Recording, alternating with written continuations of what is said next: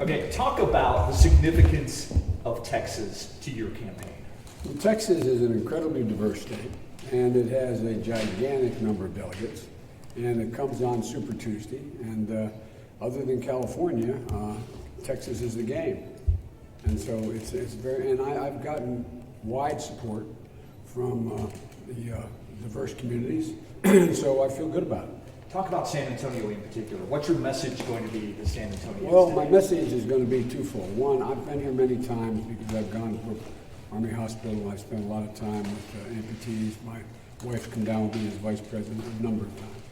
And to thank them for their service, number one, and what we have to do, how we care for these veterans. But secondly, talk about how we have to change the attitude of the country. We have to restore the soul of America. The way this president treats immigrants, the way he treats white supremacists in the opposite direction, the way he just belittles people is undermining who we are, and it's hurting us not only at home but internationally. Do you plan to talk about your new immigration plan that you Yeah, a little bit I do.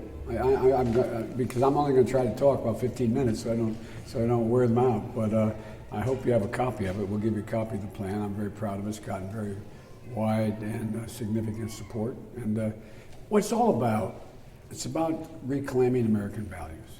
It's from the time my great-great-grandfather came, coffin ship on the Irish Sea in 1848. The fact is that it's been about families, reuniting families.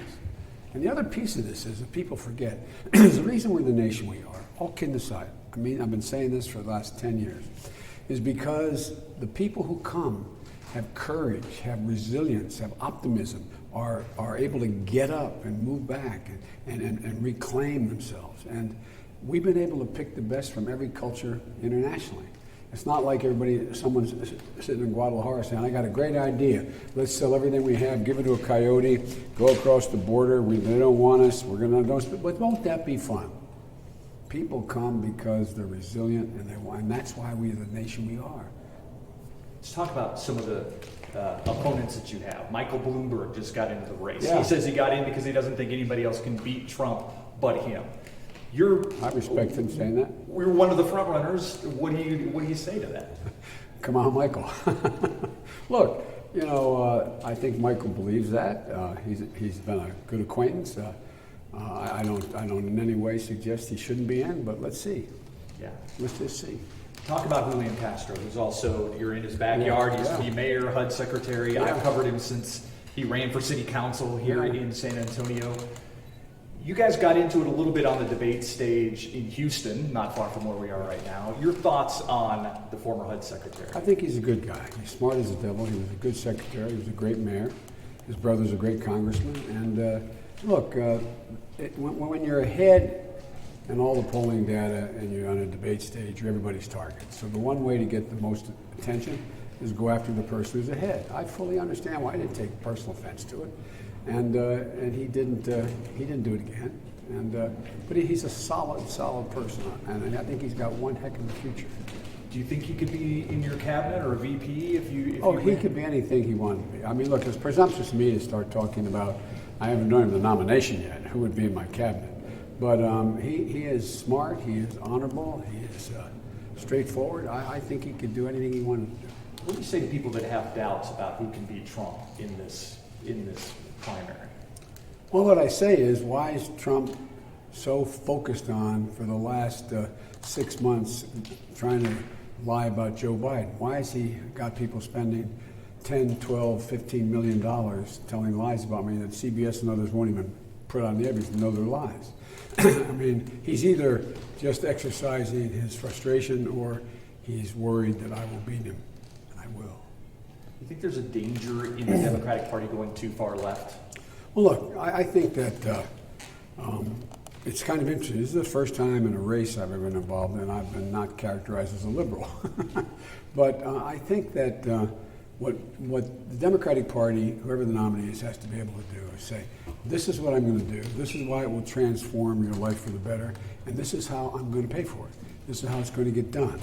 Not just all, I mean, I think people are really looking, and you've done it. I mean, you're a pro at this. People are looking for authenticity. They want to know, okay, just level with me. Tell me what it's going to be. And so I think that's what it gets down to, not as opposed to, we all agree there should be universal health care. We all agree that we should deal with global warming in a decisive way. We all agree we have to invest more in education. The question is how to do it and who can get it done.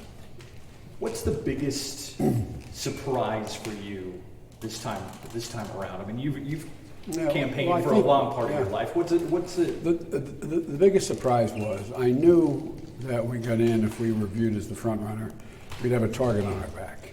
I didn't realize how long it would last, I guess, maybe. But, you know, it's worked out well because we continue to, and this is really early. This is a marathon, okay? But now, in the polls, I'm head in all the polls and so on. But that doesn't matter much, except what it does, it attracts a lot of attention.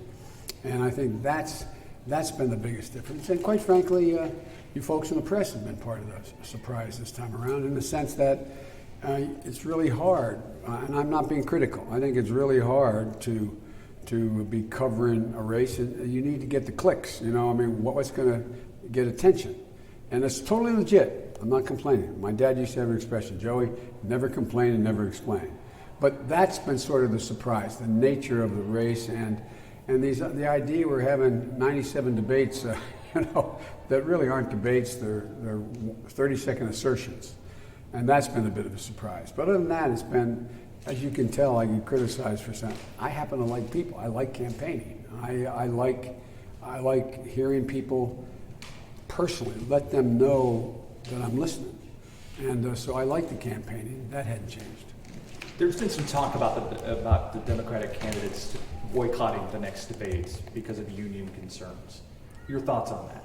I have never crossed a picket line in my entire life. My grandfather would come down from heaven if I did. I will not cross a picket line, period. And so a picket line, a union picket line, I will not cross it. I will not debate. Yeah. You flew in from California. Yes. I'm guessing you hit California and Texas all in one day. That says something about the importance of those two states. Well, it's gigantic. Look, Super Tuesday, we're going to go through 4 early contests, 2 caucuses and 2 primaries. I think we'll do very well, particularly in the caucus states that are in the primary states that have very diverse populations. Then we move into Super Tuesday. And you and California are the prize. And so far, again, because of the diversity of my support, significant support from the Latino community, significant support from the African American community, significant support from high school educated working folks. I mean, that's been my base, my career. And so I feel good about it, and I'm looking forward to getting into Texas and working. Is the hope that once the candidates winnow down, for lack of a better word, that you get to talk more about the issues that you think are important, and maybe more than that, what sets you apart from the rest of the field? Well, I think, at least that's my hope and expectation. I've done national debates before. I debated Paul Ryan. I debated the vice presidential candidate from Alaska with John McCain, who was a good friend. I've done those debates. I've debated Barack, and they were actually debates. We could actually, without attacking one another, we were able to lay out our differences. And it's very difficult. It's not a criticism of any of the candidates on the stage. When you have 10 people on, 12 people on a stage, and you got, 30 seconds or whatever it is, 45 seconds to respond to an attack, it's kind of, it doesn't tell the voter much, I don't think. So I'm looking forward to getting to the point that we actually have a genuine debate. Yeah. Talk again, last question for you. What sets you apart from the rest of this field and the current occupant of the White House? Well, I think I'm the antithesis of Donald Trump. But I think what sets me apart, is again, you're a well-informed pro. Every election has a different focus. And this focus this time, everybody knows this is a consequential election, unlike anybody's been involved in. And not because I'm running, because the nature of what's at stake. The next president of the United States, the Democrat, is going to inherit a divided nation and a world in disarray. And they have to be able to demonstrate, in my view, a couple things. One, not only can they win, but they can bring along other candidates that in the states. For example, If a Democrat doesn't compete in Texas and compete well nationally, it makes it harder on statewide candidates. Same in North Carolina, same in Georgia, same in a lot of states. I think I have demonstrated, both as a vice presidential candidate and before, I can compete in states that will help bring along a Democratic majority in the Senate. The second thing is they have to demonstrate that they can, in fact, get something done. It's not a criticism of the rest of the folks out there, but I'm the only one that's ever got any big legislation ever passed. I've got a lot of it passed, all the way from the Violence Against Women Act to making sure in a situation where we have, the Recovery Act, which was $900 billion and saved the economy. And so I think I've demonstrated that. That's a skill that I have, I believe still. And thirdly, the next president has to be able to, once they stand on the world stage, they have to know who the other person, the other leaders are, and they have to know who you are. Putin's not going to have to wonder about who I am. He knows me.